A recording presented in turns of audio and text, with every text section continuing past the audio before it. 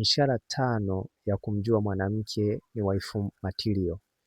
Ni vizuri zaidi kuweza kujua kwamba kwa nyakati zetu au kwa kizazi chetu ni asilimia chache kuweza kumuona waifu material, lakini kuna ishara 5 ambazo ukiziona kwa mwanamke basi ni ishara ambazo zinathibitisha kwamba huyo mwanamke ni waifu material. Naweza nikasema ni asilimia 20 ya waifu material kwa kizazi chetu. Kwa hiyo kama utamuona mwanamke ambaye hana hizi ishara, usipoteze hilo ua.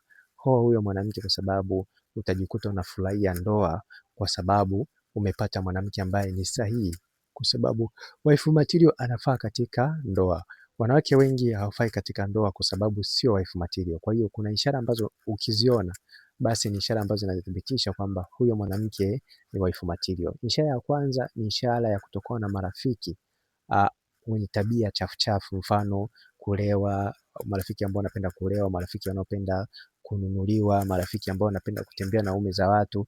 Unakuta mwanamke ambaye ni waifu material hawezi kuwa na marafiki wa aina hiyo. Kwa hiyo hii ni mojawapo ya ishara ambayo inathibitisha kwamba huyo mwanamke ni waifu material. Na pia ishara ya pili ni ishara ya kuishi katika maisha ya ukweli bila uongo. Yaani ukiona mwanamke yeye sio muongo, ni mkweli, amenyooka, fahamu kabisa kwamba hii pia ni mojawapo ya ishara ambayo inathibitisha kwamba huyo mwanamke ni waifu material. Na pia ishara ya tatu ni ishara ya kujali mwili wake na kuheshimu mwili wake kulingana na mavazi ambayo anayavaa. Hii pia ni mojawapo ya ishara ambayo inathibitisha kwamba huyo mwanamke ni waifu material. Na pia ishara ya 4 ni kutokuwa na tamaa ya pesa za wanaume. Mwanamke yote ambaye ni waifu material huwa hana tamaa kabisa na pesa za wanaume. Yaani haijalishi anapitia maisha magumu, yeye hana tamaa kabisa. Kwa hiyo pia ni mojawapo ya ishara ambayo inathibitisha kwamba huyo mwanamke ni waifu material. Na pia ishara nyingine ya mwisho kabisa ni ishara ya mwanamke